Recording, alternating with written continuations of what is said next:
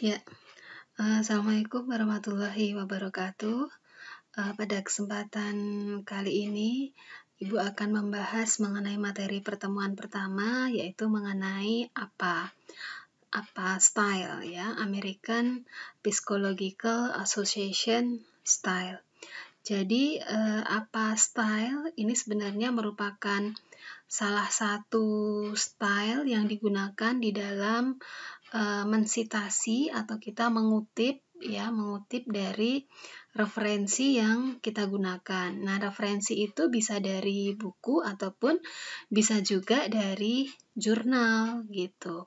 Nah, nanti supaya kita bisa menggunakan apa style ini, tentunya kalian harus menginstal software Mendeley terlebih dahulu. Kemudian kalau sudah diinstal, kemudian kalian koneksikan antara Mendeley dengan Word ya, sehingga nanti penggunaan dari apa style ini bisa digunakan. Nah, nanti sebelum kita bahas mengenai apa style, di sini kita akan membahas terlebih dahulu yaitu mengenai research atau penelitian.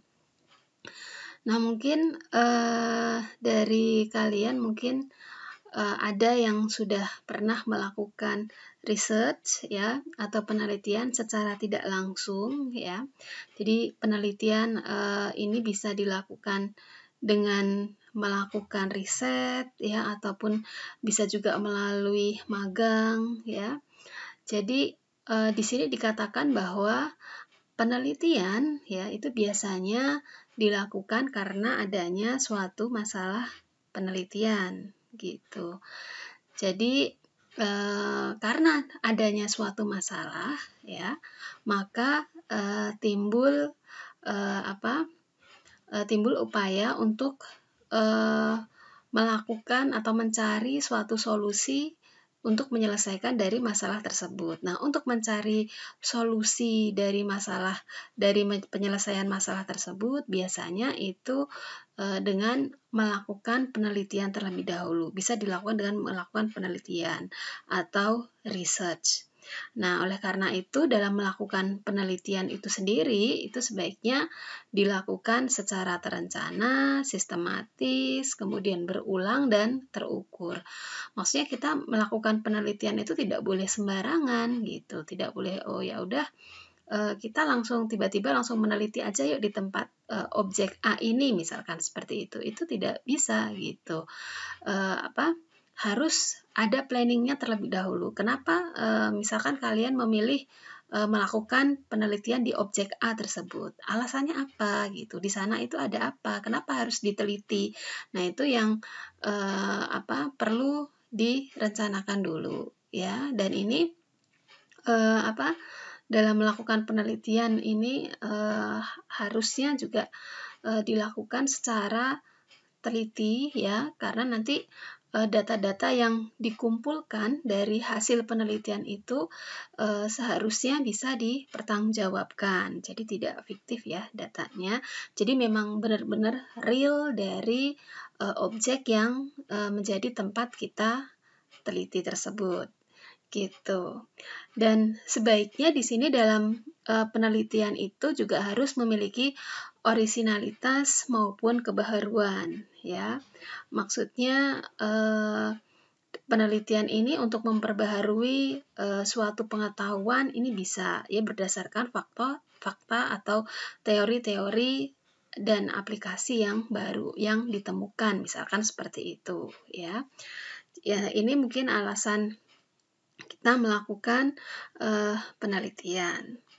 Nah, kemudian penelitian antara jenjang dari D3 atau D4, kemudian S1, kemudian ataupun S2 dengan S3 itu berbeda. Berbeda skupnya, ya. Berbeda ruang lingkupnya. Kalau misalkan jenjangnya masih D3, D4 ya, penelitiannya itu bisa mengambil tema seperti contoh yang ada di sini. Misalkan dia mengembangkan suatu sistem informasi rumah sakit ya untuk keperluan dari pelayanan rumah sakit itu sendiri. Nah, di sini karakternya hanya menguasai skill teknis aja. Misalkan dia bisa menganalisa, bisa merancang program, dan bisa juga merancang atau dalam mengembangkan suatu sistem, dan juga bisa membuatkan aplikasi programnya. Misalkan seperti itu. Itu untuk lingkup D3 ataupun D4. Nah, kalau misalkan untuk S1 sendiri, nah S1 ini lingkupnya mungkin lebih agak luas ya dibandingkan dengan D3 karena karakternya ini sudah ke pengujian teori ya, menguji teori berdasarkan software development-nya. Nah, di sini contohnya adalah mengenai sistem cerdas ya berdasarkan neural network untuk prediksi harga saham, misalkan seperti itu. Nah, sedangkan kalau untuk S2 atau S3 ini lebih ini lagi ya penelitiannya ya. Karena karakternya itu untuk mengembangkan suatu teori ya atau memperbaiki suatu metode dan juga ada kontribusi ke teori atau metode. Jadi di sini memperbaiki suatu teori yang sudah ada gitu ya berdasarkan ujian-ujian yang sudah dilakukan tentunya ya. Ini contohnya di sini ada ya, misalkan tema yang bisa diambil dalam penelitian S2 atau S3. Misalkan di sini adalah penerapan algoritma genetika untuk pemilihan arsitektur jaringan secara otomatis. Seperti itu. Jadi untuk melakukan penelitian itu berdasarkan jenjangnya itu sudah berbeda ya, tingkatannya itu berbeda. Jadi semakin tinggi jenjangnya pasti lingkup penelitiannya juga akan semakin luas dan bahan yang akan diujikan pun juga pasti memiliki tingkat kesulitan yang berbeda gitu antara jenjang yang satu dengan jenjang yang lainnya seperti itu ya. Maka ini perlu diperhatikan juga mengenai komparasi atau perbandingan penelitian berdasarkan tingkat pendidikannya. Kemudian, mengenai latar belakang masalah penelitian, ya. Jadi di sini dikatakan latar belakang masalah penelitian itu memiliki peran sebagai berikut. Ya, ada dua hal di sini.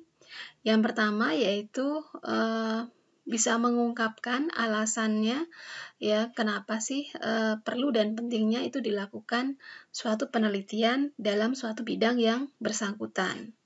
Baik itu ditinjau secara teoritis maupun secara praktis gitu. Jadi nanti di sini di dalam latar belakang masalah ini nanti mengungkapkan secara jelas ya timbulnya masalah itu kenapa gitu ya. Masalah itu timbul karena apa sih gitu. Kemudian nanti pemecahan masalahnya bagaimana. Kemudian dalam memecahkan masalah tersebut nanti membutuhkan teorinya seperti apa. Nah, seperti itu. Nanti sehingga nanti dapat memperoleh suatu solusi yang paling optimal.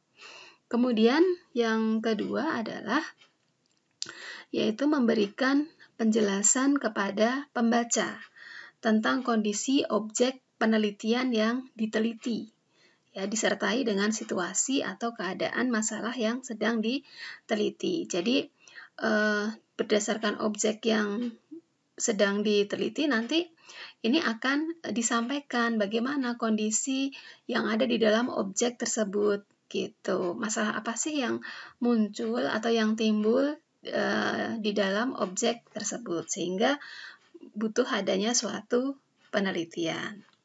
Ini yang menjadi latar belakangnya. Kemudian di sini secara umum itu penelitian dapat disebabkan karena adanya sesuatu hal. Ya, kalau di sini dijelaskan ada 3 hal.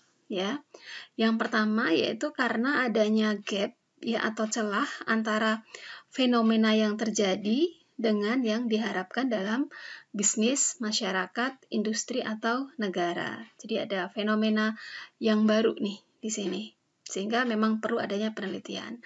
Yang kedua, yaitu adanya gap atau celah dari hasil penelitian yang menunjukkan adanya perbedaan hasil penelitian yang dilakukan oleh peneliti sebelumnya. Jadi hasil penelitian yang sudah dihasilkan oleh peneliti sebelumnya ini akan dikaji ulang. Kemudian kalau misalkan ini ternyata ada perbedaan, ya makanya ini dilakukan penelitian ulang, ya seperti itu.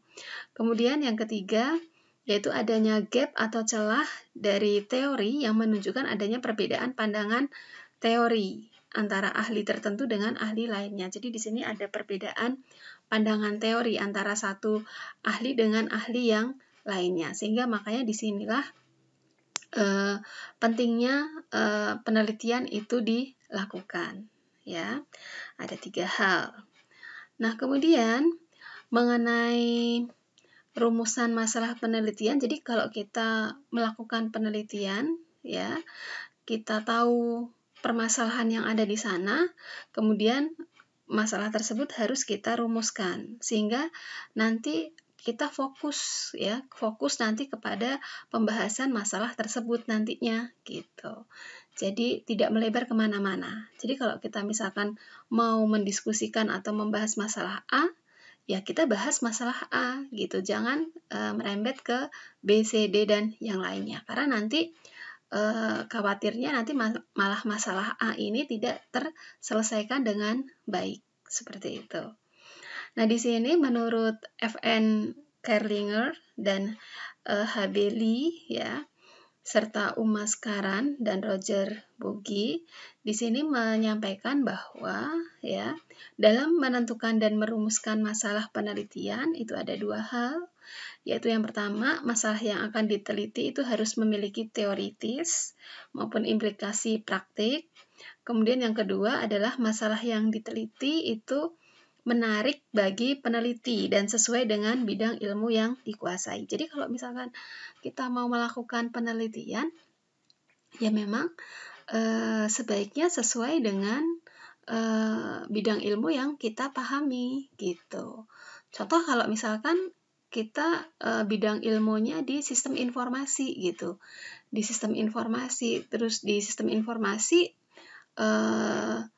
mungkin kita ke bidang menelitinya misalkan di bidang yang lainnya yang tidak sesuai dengan bidang tersebut. Nah, nanti pasti akan malah banyak menemui kesulitan nanti di dalam penelitian tersebut tentunya. Ya, jadi harus sesuai dengan bidang ilmu yang kita pahami tentunya. Gitu. Oke ya. Nah, kemudian mengenai pembatasan masalah penelitian, ya. Nah, di sini sebenarnya ada 2 tujuan di dalam pembatasan masalah penelitian, ya. Yang pertama yaitu supaya penelitian itu lebih fokus lagi, sehingga nanti mudah dirumuskan, tidak melebar kemana-mana, ya. Yang kedua yaitu pembahasannya nanti lebih terperinci dan memungkinkan dalam pengambilan keputusan secara definitif. Jadi maksudnya yaitu tadi, kalau kita mau melakukan penelitian, ya, kita menemukan masalah, ya, masalah apa yang mau kita angkat, itu harus kita fokuskan ke masalah tersebut. Sehingga nanti dalam menyelesaikan masalahnya atau mencari solusi dari masalah tersebut, ya sudah, itu nanti hanya fokus ke masalah tersebut dulu gitu yang akan diselesaikan, sehingga tidak melebar kemana-mana, ya. Jadi nantinya dari penyelesaian masalahnya itu nanti diharapkan bisa digunakan sebagai pengambil keputusan jika memang benar-benar solusi yang didapatkan ya untuk menyelesaikan masalah itu sesuai dengan yang diharapkan gitu. Oke ya, kemudian nah, ini ke penulisan sumber kutipan. Nah, di dalam penulisan sumber kutipan ya. Jadi kalau di sini istilah kutipan, ya kutipan itu bisa sama dengan sitasi, ya sitasi atau kutipan itu sama artinya, ya. Jadi kutipan di sini adalah semua kalimat ya dan paragraf yang bukan berasal dari ide atau tulisan kita sendiri. Jadi kita mengutip atau kita mensitasi dari idenya orang lain sebenarnya. Sehingga kita harus kalau misalkan kita mau mengutip atau mensitasi ide-ide dari orang lain, maka kita harus mencantumkan sumbernya, ya, sumber kutipan. Makanya di sini dikatakan sumber kutipan itu adalah penulisan asal-usul kutipan secara singkat dalam teks karya tulis yang paling dekat dengan kutipan. Kalau di kampus kita di UPSI sendiri, ya, ini ada standarnya, ya, untuk referensi yang bisa kita gunakan, ya, nanti untuk diambil sitasi atau kutipannya. Ya, ini yang perlu kalian ingat, ya, yaitu referensi yang digunakan adalah 5 tahun terakhir dari tahun sekarang. Jadi kalau misalkan sekarang tahun 2021, berarti referensi yang kita gunakan harusnya minimal 2016. Ya, jadi nanti kalau misalkan dalam penyusunan proyek kalian ini, nah referensi yang kalian gunakan itu nanti harusnya 5 tahun terakhir dari tahun sekarang. Nanti pun kalau misalkan kalian menyusun laporan tugas akhir di tahun 2022 misalkan, berarti nanti referensi yang kalian gunakan tetap acuannya adalah 5 tahun terakhir. Berarti nanti minimal adalah tahun 2017, seperti itu. Ya. Nah, untuk pengutipan itu bisa dibedakan menjadi 2 jenis, ya, yaitu ada kutipan secara tidak langsung, ya, dan kutipan langsung. Kalau kutipan tidak langsung, ya, itu artinya penulis itu mengambil ide dari orang lain, kemudian merangkainya dengan kalimatnya sendiri, atau artinya ini bisa disebut dengan parafrase, ya. Jadi parafrase itu kalian mau mengutip dari ide orang lain, dari tulisan orang lain, tapi kemudian kalian tuangkan dengan bahasa kalian sendiri gitu. Tapi yang kalian tuliskan itu harus memiliki maksud yang sama seperti yang kalian kutip tersebut gitu. Dan sumbernya tetap harus cantumkan gitu. Kemudian kutipan langsung. Nah, kalau kutipan langsung ini adalah menulis ulang ide orang lain sesuai dengan aslinya. Jadi kalau kutipan langsung ini sama persis seperti yang ada di dalam tulisan tersebut gitu. Jadi tidak ditambah, tidak dikurangi, jadi sama persis. Ya, jadi ada kutipan langsung dan kutipan tidak langsung. Nah, mengenai kutipan langsung, ya, ini nanti dibedakan menjadi 2. Yang pertama adalah kutipan langsung pendek. Nah, kalau untuk kutipan langsung pendek, ini bisa menggunakan stylenya, yaitu tadi menggunakan American Psychological Association, ya. Jadi nanti kalau misalkan kalimat yang akan kita kutip atau kita sitasi itu lebih dari 40 kata, ya, 40 kata, maka ya penulisannya tidak lebih dari 40 kata maksudnya, maka penulisannya adalah nanti dalam kutipan tersebut kita kasih tanda petik, ya, diapi tanda petik, ya, dan biasanya nanti menggunakan spasinya adalah double gitu, line space-nya adalah double. Kemudian kita tetap cantumkan sumber kutipannya. Mungkin nanti Ibu akan berikan contohnya ya. Kemudian ini contohnya seperti ini. Jadi kalau misalkan tidak lebih dari 40 kata, jadi nanti di sini dikasih dikasih tanda kutipnya. Ya, spasinya biasanya double, tetap kita harus mencantumkan sumber kutipannya. Kemudian yang kedua yaitu kutipan langsung panjang. Nah, kalau untuk kutipan langsung panjang, ya, kutipan langsung panjang ini tetap syaratnya juga menggunakan style. Nah, ini kalau kutipannya adalah lebih dari 40 kata. Kalau misalkan lebih dari 40 kata, maka penulisannya itu biasanya dituliskan dalam satu paragraf, ya, dalam satu paragraf, kemudian yang menjorok, kemudian line spasinya itu adalah 1 dan tanpa tanda kutip gitu, tanpa tanda kutip atau tanda petik ya. Contohnya seperti ini. Jadi kalau misalkan menuliskan ini kutipan yang lebih dari 40 kata, penulisannya seperti ini. Jadi dia dalam satu paragraf tapi yang menjorok, kemudian nanti line space-nya adalah 1 dan tanpa tanda petik atau kutip. Seperti itu. Oke? Nah, kemudian maksud dari kenapa sih kita kok perlu melakukan sitasi atau mengutip kutipan itu harus kita cantumkan sumbernya, ini pasti ada tujuannya. Tujuannya apa? Yaitu pertama, supaya tidak terjadinya ada plagiarisme atau penjiplakan. Ya. Kemudian yang kedua, menghargai penulis sebelumnya.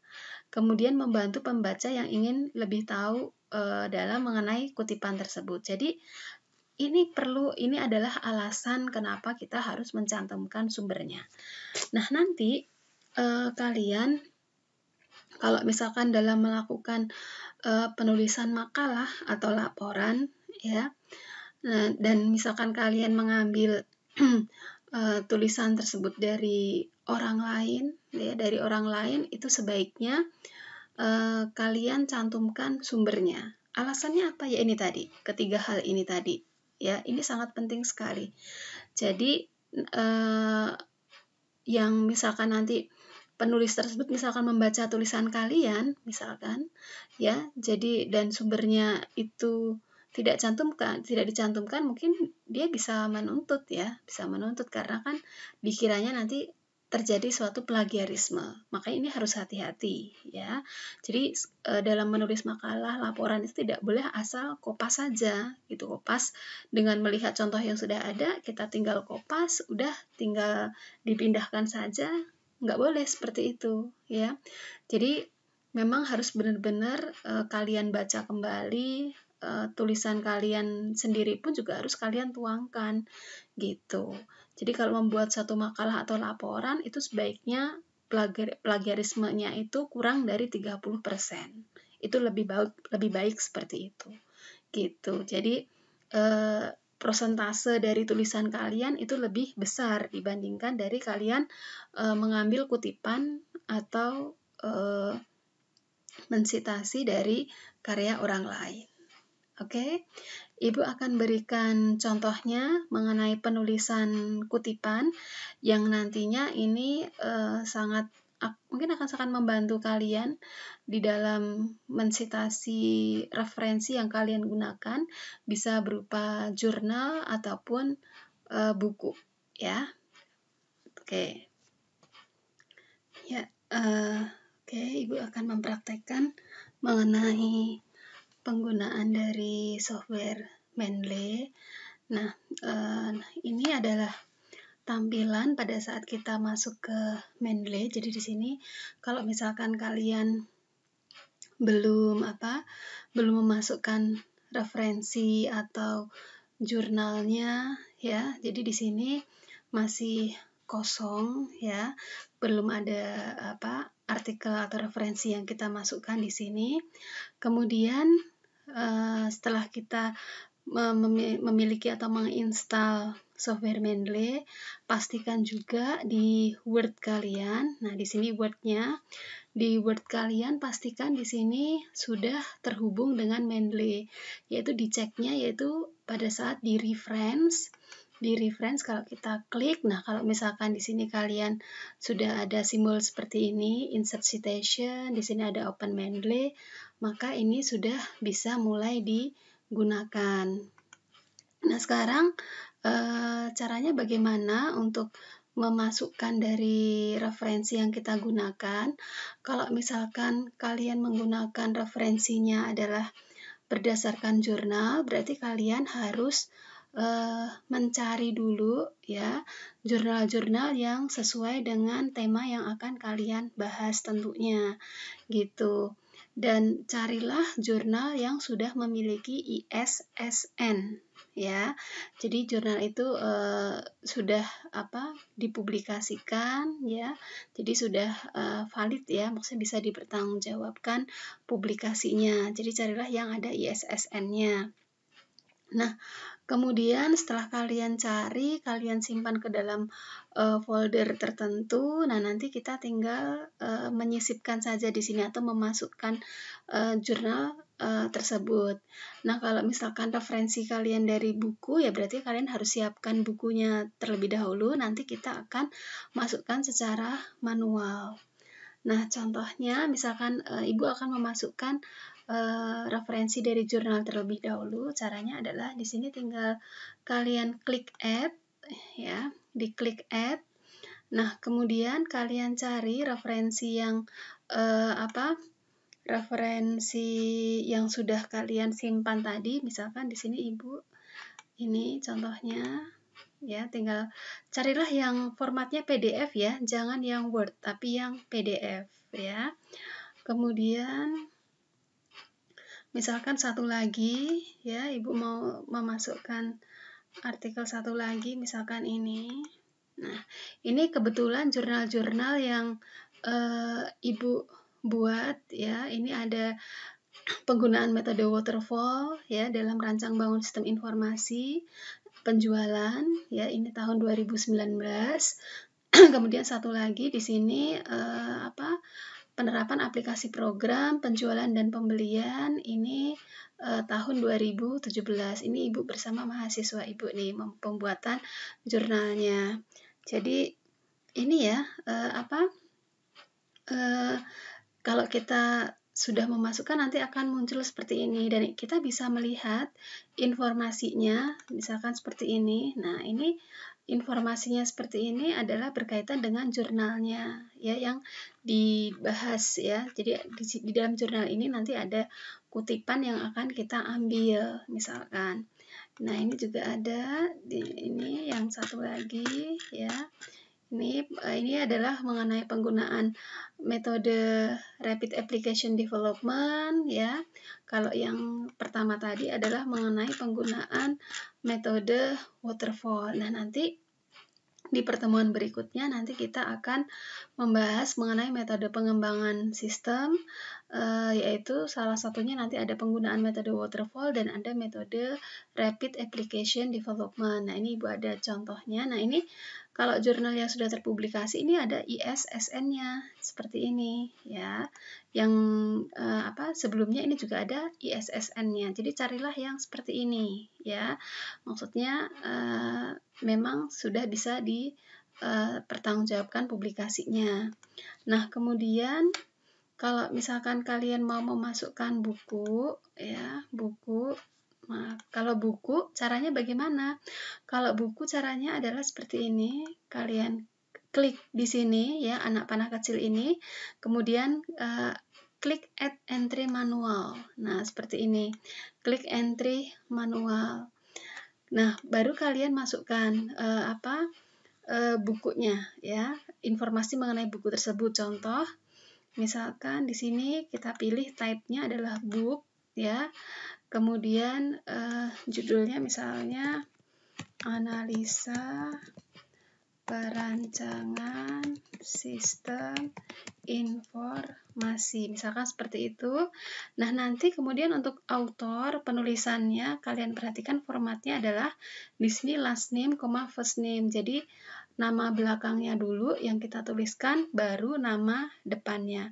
Misalkan nama aslinya adalah Adi Nugroho, berarti yang kita tuliskan adalah nama belakangnya dulu, Nugroho, Adi. Misalkan seperti itu ya. Kemudian informasinya yang berikutnya adalah yang perlu kita masukkan misalkan tahun 2018. Kemudian yang perlu lagi yaitu city, misalkan city-nya adalah Yogyakarta. Nih, Yogyakarta. Kemudian satu lagi yang perlu adalah publisher. Publishernya misalkan Andi Offset. Misalkan seperti itu. Jadi kalau untuk buku cukup informasi ini yang kalian masukkan ya. Tapi kalian harus megang bukunya dulu ya supaya bisa mengisikan poin-poin yang ada di sini gitu. Kalau sudah klik save. Nah, nanti ini akan muncul. Jadi di sini ada beda ya antara buku dengan jurnal. Kalau ini kan ada PDF-nya, kalau ini kan tidak. Nah, sekarang Kalau sudah kita mau melakukan citasi, caranya bagaimana? Kita masuk ke Word dulu, ya, masuk ke Word dulu. Nah, mungkin ini yang perlu kalian perhatikan. Kalau misalkan pada saat mau awal mengetik, ya, ini biasakan formatnya ini di awal itu sudah kalian format ya penulisannya. Jadi biar kelihatan rapi gitu. Contohnya misalkan ya, font yang digunakan itu biasanya adalah Times New Roman. Kemudian size-nya itu adalah 12. Kemudian perhatikan harus rata kiri rata kanan supaya rapi, justify. Nah, kemudian ini yang perlu kalian perhatikan lagi ya, yaitu di paragraf, yaitu terutama di pengaturan before after.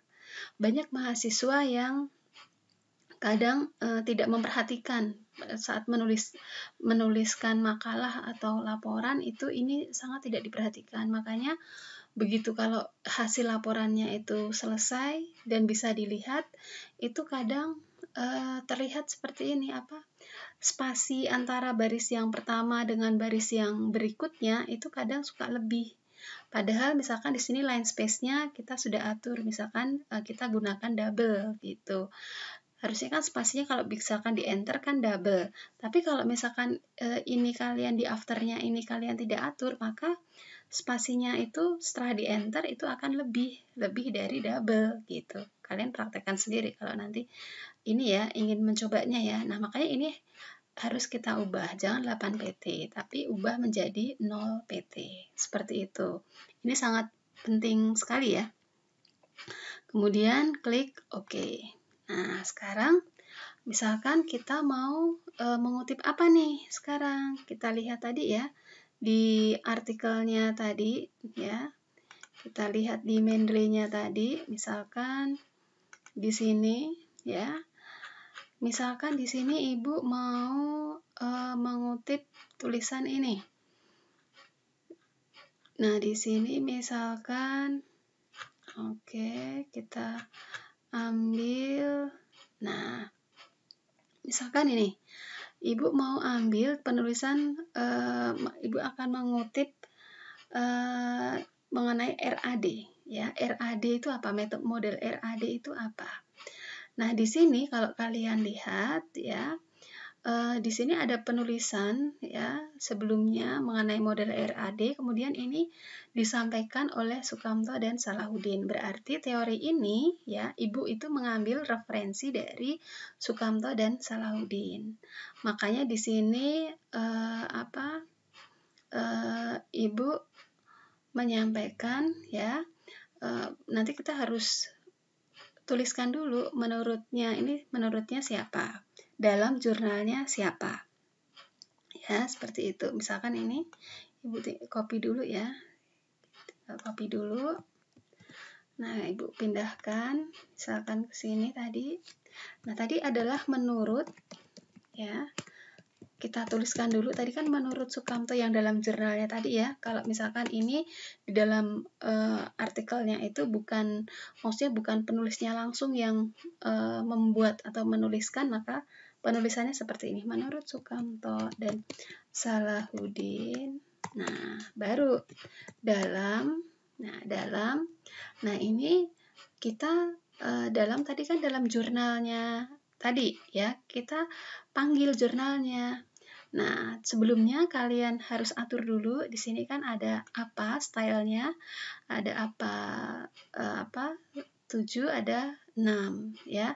Kita gunakan yang versi 7 ya, versi 7. Kemudian kita klik insert citation. Kita go to Mendeley. Nah, tadi kita pilih tadi referensinya menurut siapa? Tadi ini yang kita gunakan. Kita tinggal klik aja, kita pilih referensi yang sudah ada di sini. Kemudian kita klik cite. Nah, di sini. Klik cite. Nah, nanti ini akan muncul otomatis. Dan kalau diklik ini akan terarsir. Ini berarti dia menggunakan Mendeley. Jadi akan berbeda kalau penulisannya ini diketik dengan menggunakan Mendeley. Misalkan tadi ya, menyampaikan bahwa tadi apa tadi? Nih. Nah, seperti ini ya, Ibu udah pindahkan. Nah, kalau kalian lihat ya, sebenarnya kalau tadi menurut menurut teori yang ada di slide kalian, kalau misalkan kurang dari 40 kata, ya, kurang dari 40 kata itu gunakan tanda kutip. Tapi kalau lebih tidak menggunakan tanda kutip. Nah, kita lihat nih. Ini lebih dari 40 kata atau tidak? Nah, kita lihat di sini 34 kata, ya, 34 kata. Makanya di sini perlu kita tambahkan tanda kutip di dalamnya di sini. Misalkan seperti itu. Nih, ya. Tuh. Kemudian contoh yang lain misalkan. Jadi ini untuk kutipan yang pendek tadi ya. Oke, kita kembali lagi, misalkan kita akan mengutip ini, misalkan kita lihat Mendeley-nya. Nah, ini mengenai metode waterfall ya. Misalkan Ibu mau mengutip ya yang dari sini langsung ya, misalkan ini deh. Nih misalkan ini aja, hanya sebagai contoh dulu ya. Nih kalian lihat, misalkan Ibu mau mengutip ini ya, penulisan ini Ibu akan pindahkan dulu. Ibu pindahkan ke Word-nya tadi ya. Nah, selanjutnya misalkan seperti ini, ada kalimat seperti ini, misalkan ya. Nah, yang Ibu kutip dari jurnal kan mulai dari untuk ini sampai dengan berbeda ini, ya kan? Ini kalau kalian lihat ini lebih dari 40 kata. Ini ya, dicek ini ada 78 kata, ya, ada 78 kata. Sehingga ini harus kita gunakan tadi cara yang kedua. Kalau lebih dari 40 kata, maka ini dibikin dalam satu paragraf seperti ini ya, dan dibikin menjorok ya, agak menjorok. Misalkan ini tadi seperti ini ya. Kita dibikin menjorok seperti ini. Nah, gitu. Kemudian line space-nya itu kita jadikan satu ya, line space-nya kita jadikan satu atau single. Nah, seperti ini ya, ini menjorok. Nah, kemudian sumbernya bisa kita taruh di belakang ini juga boleh ya. Langsung kita reference, insert citation, go to Mendeley ini. Terus cite. Nah, ini seperti ini. Nanti akan muncul otomatis gitu. Ya, ini sebagai contoh. Nah, nanti kalau kalian penulisan ini bisa kalian gunakan nanti untuk TA atau untuk penulisan laporan makalah kalian, baik untuk KKP, untuk tugas APSI, nanti seperti ini untuk penulisan kutipannya, ya. Oke, nah kemudian misalkan satu lagi, ya, kita gunakan buku tadi belum ya, buku, misalkan, ini buku, misalkan, ini ya, Ibu mau tambahkan ini dulu, misalkan, menurut Nugroho ini, ya, menyampaikan bahwa, misalkan, informasi adalah data yang diolah misalkan menjadi bentuk yang lebih berarti, misalkan seperti itu. Nah, ini kan Ibu belum berubah lagi spasinya, harus Ibu kembalikan lagi ya, karena ini hanya kurang dari 40 kata ya, spasinya double ya. Oke. Kemudian ini penulisannya bukan sejajar dengan sini, tapi nanti sejajar dengan ini. Ininya kita bikin menjorok. Nah, kemudian nanti di sini kita tambahkan tanda kutip seperti ini. Nah, oke. Nah, seperti ini contohnya untuk penulisan kutipan dan penggunaan dari apa itu sendiri. Nah, nanti fungsinya apa sih, Bu? Untuk penggunaan Mendeley ini, salah satu keuntungannya adalah nanti pada saat kalian membuatkan daftar pustaka. Salah satu keuntungannya. Nah, dalam membuat daftar pustaka ini nanti, kalian nanti akan diuntungkan, ya. Jadi kalian tidak perlu mengetik, tapi kalian tinggal klik reference, kemudian tinggal klik insert bibliografi, gitu. Nah, nanti di sini udah akan langsung muncul daftar pustaka yang kalian gunakan. Tadi ada 3 referensi, ada jurnal, 2 jurnal, dan ada 1 buku, seperti ini. Oke, jadi ini ya contoh mengenai penggunaan apa dengan menggunakan software Mendeley. Baik, terima kasih. Demikian penjelasan Ibu. Semoga bisa dipahami. Kalau ada yang kurang dipahami nanti bisa sharing dan bertanya ke Ibu. Terima kasih semuanya. Assalamualaikum warahmatullahi wabarakatuh.